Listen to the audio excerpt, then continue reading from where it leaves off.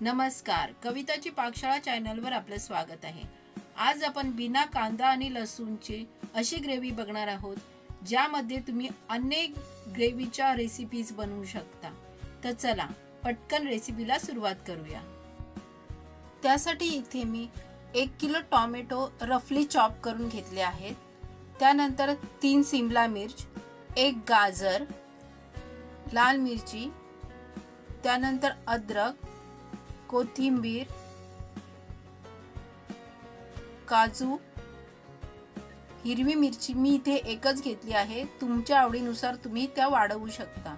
नंतर मी तेजपत्ता घेतला आहे, हिरवी वेलची, बडी वेलची, लवंग, काळी मिरी, दालचिनी, नंतर आपण काश्मीरी पावडर 1 टेबलस्पून, तिखट मिरची पावडर 1 टेबलस्पून, धने पावडर 2 टेबलस्पून, हळद 1 टेबलस्पून आणि 1 कप पाणी घालून आता आपल्याला हे सर्व जिन्नस कुकरला 3 शिट्ट्यामध्ये शिजवून घ्यायचे आहे। सर्व जिन्नसांचे प्रमाण मी डिस्क्रिप्शन बॉक्स मध्ये दिले आहे। 3 शिट्ट्या करून घेतल्यानंतर कुकर थंड करून घेतल्यावर आपल्याला ह्यातले खडे मसाले काढून घ्यायचे आहेत आणि हे सर्व मिश्रण आपल्याला मिक्सर मध्ये एकदम बारीक पेस्ट करून घ्यायची आहे।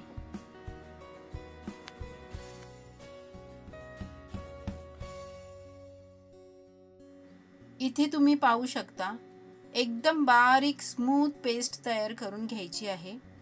जर तुम्हाला वाटलं तर तुम्ही ही चाळणीमध्ये गाळून घेऊ शकता।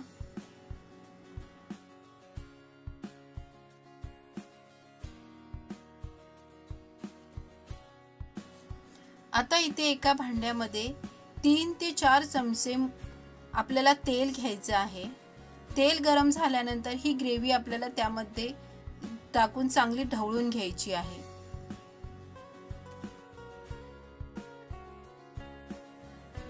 आता ह्या स्टेजला आपल्याला मीठ घालून सगळे जिन्नस चांगले एकजीव करून घ्यायचे आहेत आणि ही ग्रेव्ही झाकण लावून आपल्याला 15 ते 20 मिनिटं म्हणजे तेल सुटेपर्यंत चांगली आपल्याला शिजवून घ्यायची आहे।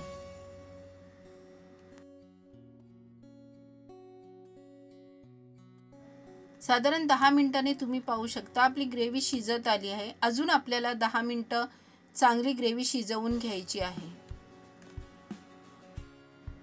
ग्रेव्ही तळाला लागून करपू नये म्हणून अधूनमधून ती चांगली परतून घ्यायची आहे।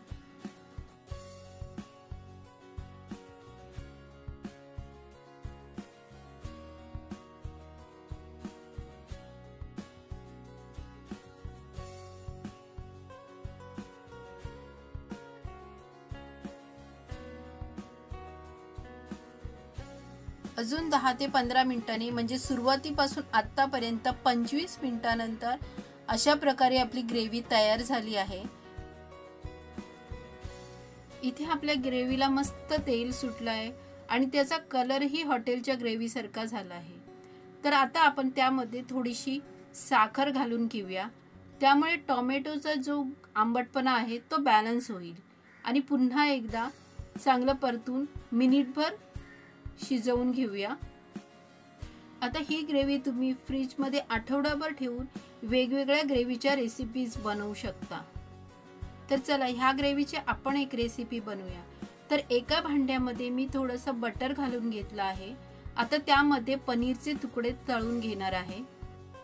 साधारण 2 मिनिटं पनीरचे तुकडे तळून घेतल्यानंतर आता त्याच तेलामध्ये आपण ही ग्रेव्ही घालून घेऊया। तर इथे मी 2 मोठे चमचे ग्रेव्ही घेतली आहे आणि ती त्या तेलामध्ये चांगली परतून घेतली आहे।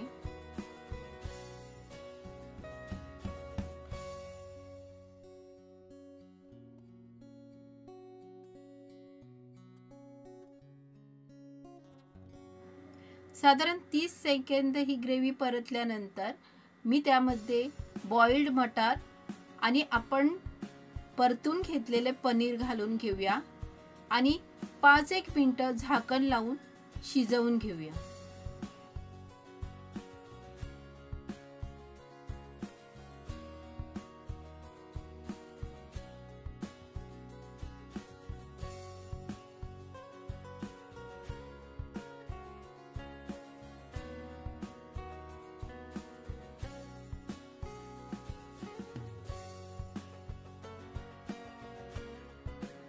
तर 5 मिनिटानंतर तुम्ही पाहू शकता आपली ग्रेव्ही एकदम हॉटेलच्या ग्रेव्ही सारखी तयार झाली आहे। आता त्याला वरून कसुरी मेथी घालून घेऊया आणि थोडीशी कोथिंबीर घालून घेऊया आणि पुन्हा एकदा सर्व जिन्नस एकजीव करून घेऊया। किती झटपट फक्त 5 मिनिटात आपली मटार पनीर रेसिपी तयार झाली आहे।